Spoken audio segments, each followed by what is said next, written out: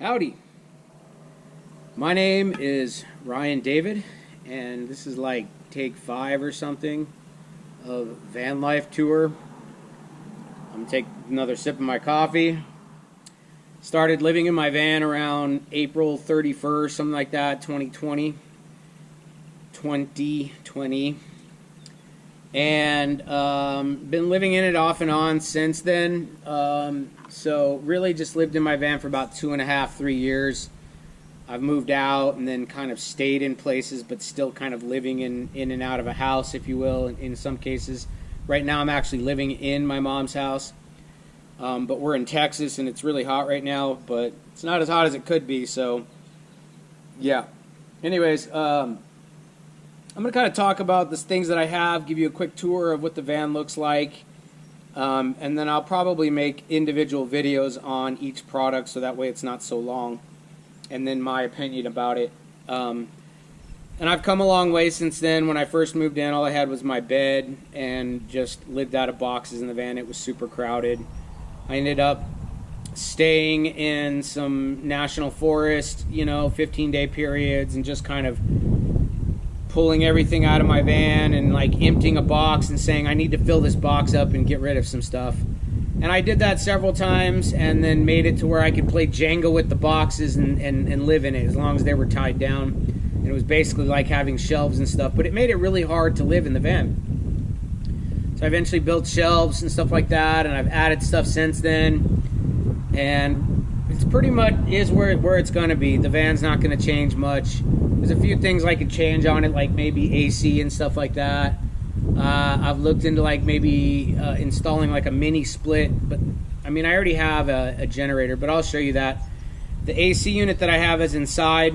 It's just some simple one. It's just one that you put in a house that has a hose that goes out the window, right? Downside to those is that it uses the air within the place that you're trying to cool the unit itself off. So a lot of the air that's cool in the room ends up going out the exhaust.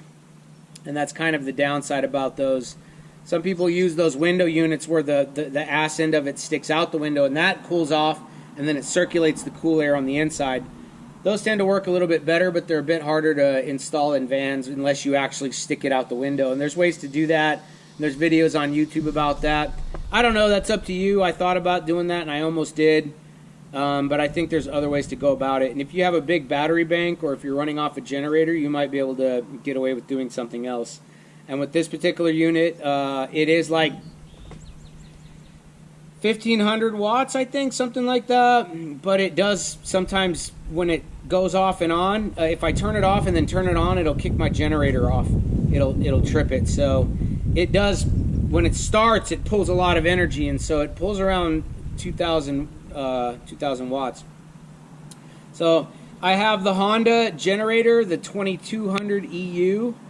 I have a Olympian Wave 6 heater, and that runs off propane, but it doesn't have an open flame. It's a catalytic heater, and you honestly don't really need an open window with those. You should, but I haven't died. So, and the buddy heaters, they'll actually suck out the air in the room because it has an open flame, and it also has off-gassing. But the catalytic heaters operate differently. If you don't know what it is, just Google what catalytic heating is. It burns the gas at a lower temperature, so there's no off-gassing, or not as much as there would be with an open flame. Buddy heaters are not catalytic.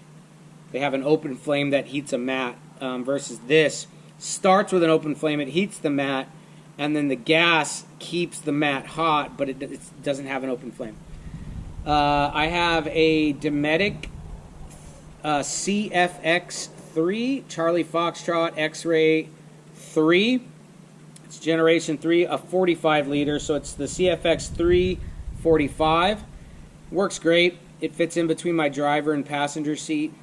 My passenger seat has a swivel seat, and I'll show you that here in a second.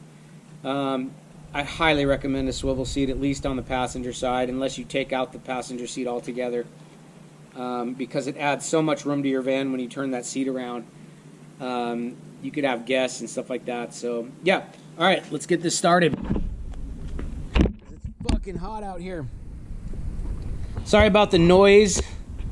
I'm using a GoPro Hero 5 Black, you know, and it's 2024, and this thing's like, what are they on, the Hero 11 now? And then they have like other ones that are not even numbered in the way, so yeah. All right, here's my old pure sine wave inverter. Power Tecon PS103, 1003, 2000 watt. That's about all it would pull anyways. I don't think it would actually peak at 4000. And I didn't even ever use anything that was 4,000 watts, or 2000 really. More like 1500 or something like that. Here's my fridge. Works really great. Kind of stinks right now because if you leave things and it melts in here, gets all this stuff going. My AC unit, it's just a basic AC unit. It's in the house. Here is my heater. There you go.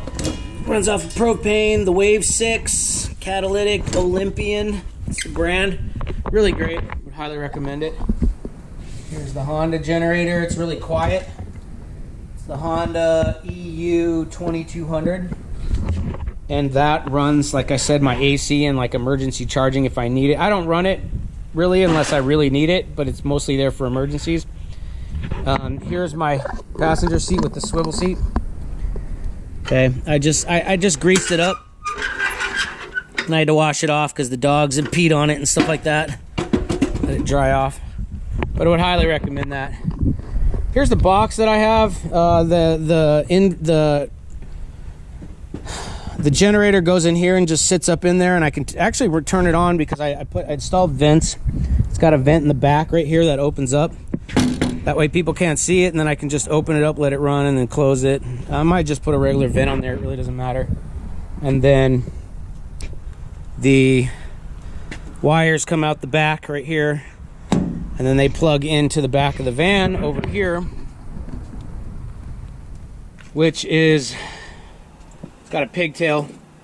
Okay, I got these from Noco is the company, but they work really good. You can screw them into the van. You got to drill a hole, and it's got a pigtail that comes out up the back right here, and then you could just plug whatever you want into that. AC, that is. Here's my garage. This is mostly my storage for kitchen and whatever I need to get to from the front. This is storage from the front. I ended up blocking it off because dust gets in here from when the windows are open right here. But yeah, here's my rear view dash cam. The swing arm, it's called stowaway2.com. Really highly recommend it. The box is off centered. As you can see, the center is like right here where it should be, but I had to move the box over a little bit so I could open and close this particular door right here, this door in the back. So hey, Mom. So yeah, see how it open and closes. So I had to edit it that way. So let's go to the front of the van. Here's my floor. They're removable. They're just indoor outdoor carpet, and they're just boards. So I have the old floor that's in there, and then just removable floors. I got that from an old hippie. Idea from an old hippie. He told me just to do it like that because it's easier just to get it out instead of installing like a permanent floor. It works just fine. Here's the inside, obviously. Again, everything has been upgraded slowly over time. It's foam insulation, a lot of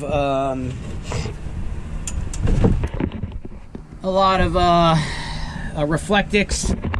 You can see right there, it's been added. I put some under here. I've recently just filled in some of those gaps. That hole right there is where the AC unit breathes out of if I use it. That's a DC light. These are DC lights. It's plugged into the fuse box that's plugged into my battery. These are runoff rechargeable AA's. I would highly recommend getting any of your rechargeable batteries from Batteries Plus. And the main reason for that is they sell you higher milliamp batteries and they last a lot longer than the crappy batteries that you get from Walmart. Energizer. I mean, whatever, get what you need to, but honestly, if you want to invest in batteries that are going to last a while, get the better batteries. It's definitely worth it. Here's the new Renogy on-off switch thing. Here's my bed. It does extend. I have to stuff these under here in order to keep from falling off. This board is the extension, so this whole thing comes out right here.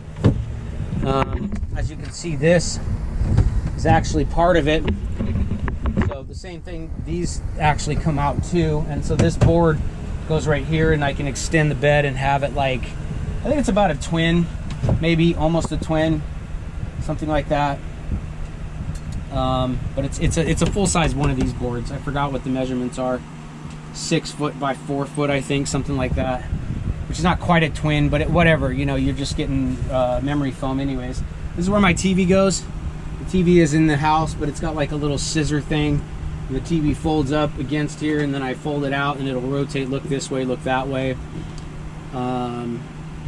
Yeah, the bed again. I have to put these under here just to keep that angle, because otherwise when I'm parked on a street, and this is sort of an afterthought, I didn't know this, but later on I realized that when you're parked on a street and your passenger side is in the gutter, the van leans, and I didn't think about that, and being on this side of the van, I almost fall off the bed. So one day it dawned on me to put these under here, and I'm probably going to put a 4x4 under here actually to keep a little bit more, so that way I'm kind of nice and snug in here, and I don't roll over too much, so for me it's not a problem. All right, yeah, here's my vent. This little retarded fan is just, it's exactly that. It's fucking retarded. So, but yeah, like on-off switch for my lights. That one has an on-off switch by itself, but this one's wired. I've got a WeBoost Drive X. It boosts Wi-Fi signal, or your internet signal rather. It just repeats anything that's in the van, and just so if I have a telephone in the van, it repeats that. And if I have like internet in the van, it'll repeat that. So it's a repeater basically. Yeah, but it's called the WeBoost Drive X. It works pretty well. Here's my new inverter. Pure sine wave, 12 volt DC, to 110 volt AC, 60 hertz, 3 outlets. It's got a DC thing right here, so I could plug a fuse box up to this if I wanted to. It's got an on switch, off switch, and then a remote switch, which is kind of annoying, but I guess if you're gonna have the thing like stored underneath somewhere, then that's fine. But I'll have to leave it on that, and then I just want to turn it on and off while I'm in bed. But yeah, so it's either you operate it from the switch or operate it from here, which is kind of annoying, but I'll just have to get used to that. I have two 100 amp hour lithium ion batteries. They are the Battleborns. Those are expensive. They're like 950 bucks, and they really haven't gone down at all. So that's kind of annoying. I think Renogy right now is selling like a 200 amp hour lithium ion battery for less than one of these. But they work really good. I got one and then upgraded to 2 of them. And this thing's kind of a pain in the butt. Sorry about the noise, but... Alright. My Rover 60 amp charge controller. I used to have a 20 amp one, but I upgraded from 2 panels to 100 watt 12 volt solar panels to 4, and I wanted to be able to maximize my, and I could actually get more. I could probably get 2 more panels, and I still might yet, I don't know, but probably not. There's my DC to DC battery charger. It works great. That is also, let me put a light on it if you can't see it, but 60 amp. I used to have the 40 amp one, and it doesn't, or the 20 amp, sorry. I upgraded both of those from 20 amp to 40 amp. Or, geez, numbers. Oh my God, numbers are hard. From 20 amps, from my charge controller and the DC to DC were both 20 amp. And I upgraded both of them to 60 amp. So I would recommend maybe investing in something a little bit overkill from what you want. There's that pigtail in there, that second one, so I've got 2 of those pigtails that I showed you in the back. Here's where my swivel seat goes. Godsend, when I turn that around, I just prop my feet up. I can watch TV, just hang out, you know, maybe have a guest. I can This thing is a battery trickle charger. It's called the Pro Sport 20. I believe that means it's 20 amps. So let me go around here. This one's got 2 plugs. So it main battery and secondary battery. I used to have AGM battery. So now I have lithium ion, but it won't work unless you have both of the leads plugged in. But it's called Pro Mariner Pro Sport 20 Heavy Duty Recreational Series Dual Bank Onboard Marine Battery Charger. But a lot of van lifers use these, or at least Westphalia van lifers. And I guess the last thing is this thing. Just leave it in the window. I leave it. It's just a, maybe I think it's like 10-watt solar panel. You know, throw some of these puck lights in the front, and then you can use those when you need them. Those always help instead of having what I set up. But like I use those for a while, or similar ones to that. They have tiny little solar panels on there for lighting, and some people, that's all they use. So you got to think about what you need and what you want and what you can live with when it comes to van life. And I think that's about it. So I don't know, I always feel like I'm forgetting something.